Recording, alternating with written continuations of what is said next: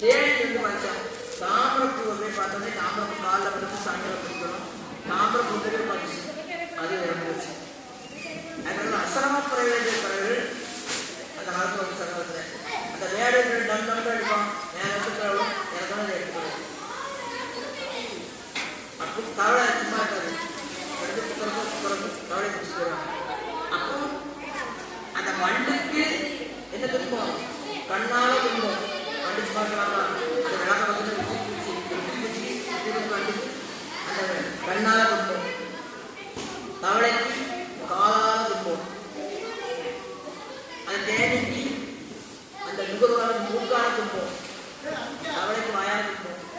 அதுக்காக நாலு துன்பம் இருக்கு. நமக்கு அஞ்சாலையும் துன்பம் நடக்கும், அஞ்சாலையும் துன்பம் நடக்கும். அப்போ 1,00,000 வருஷம் நம்ம நினைச்சிட்டாரு வாழ முடியாது. அப்போ ஒரு மனுஷன் நினைச்சாங்கன்னா மாம்பழத்தில் மாம்பழம் வந்து அந்த மாம்பழம் சாய்ந்து இந்த மாம்பழத்தை கொடுக்கும். அதுக்கடுத்தால திரையாயிடும் 10,000 வருஷம். ஆயிரம் வந்து இங்க பெரிய யாகங்களை செய்யணும். தண்ணி கிடையாது, யாகங்களை செய்யணும். ராமாயணத்தை தெரியும்.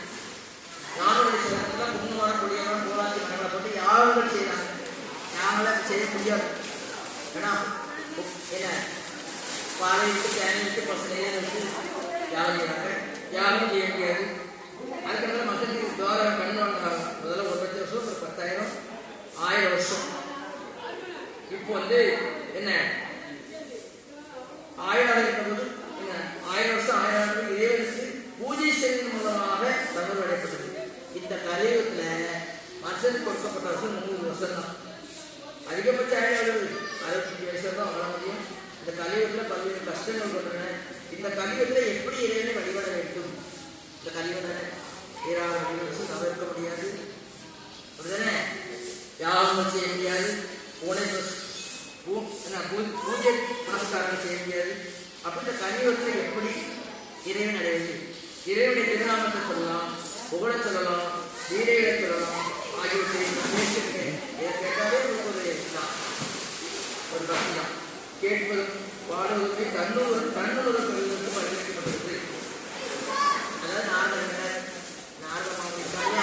அவர் கிருஷ்ணனை பார்க்க அதிகம் பச்சமலை நாராயண எனக்கு இந்த கலியுகத்துல எப்படி வழிபாடு செய்வது என்பது குழப்பமா இருக்கு ஐயா, நாராயணா கேட்டார். அவர் வேற ஒண்ணுமே சொல்லு. நாரதவா, நான் ஒரு செம்புதாரன், இந்த தண்ணியை கொண்டு வந்து கங்கையாற்றுக்கு போய் இந்த செம்புல தண்ணியை கொண்டு வந்து நாகரமான கங்கையா. அங்க ஒரு பெண் வந்தா.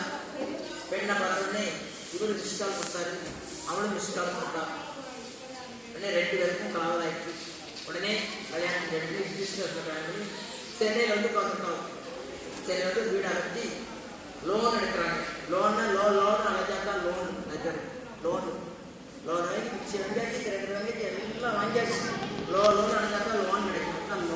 லோன் ஆனால் ஆரம்பம் பெண்ணும் சென்னையில் வீடை வாங்கி மிக்சி கிரைண்டர் எல்லாம் வாங்கியாச்சு. ஒரு நாள் சென்னையில் நல்லா வெள்ளம் வருது. வெள்ளத்தில் அடிச்சு போய் எங்கே வராங்க பார்க்கல. நான் கிருஷ்ணர் காலையில் எடுத்து விடுறாங்க. நான் தான் என்ன கேட்டேன், கலியுகத்துல எப்படி வழிபாடு செஞ்சாலும் கேட்டேன். செம்பேங்க ஐயோ இப்படித்தான் நம்ம ஒருவங்க போது ஒருவங்க எடுத்துப்போம். மனசானது நிலைப்படாது. இந்த கலியுகத்துக்கு தான் எங்கேயோ பொருள் எங்கேயோ எடுத்துப்போம். ஆகவே இந்த கலியுகத்துல என்ன செய்யணும்?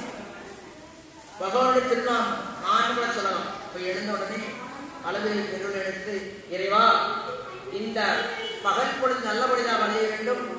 எழுந்தோடனே வளைய இருக்கா வளைய. இந்த பகல் பொழுது நல்லபடிதான் வளைய வேண்டும்.